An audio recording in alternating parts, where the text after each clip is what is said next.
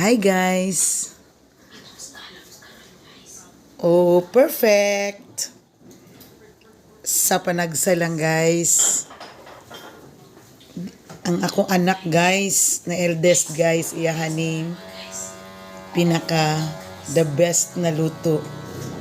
Ayan. Sa ni guys.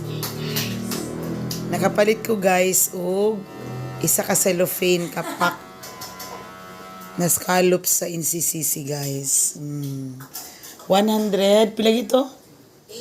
180 lang guys nya. Na mauna ni siya guys ang gi-bake ni Ate Hani. Ayan, sarap. Excited ako guys kay once a year lang ni ani guys. Ayan. Gitaparan guys og pipino, suka.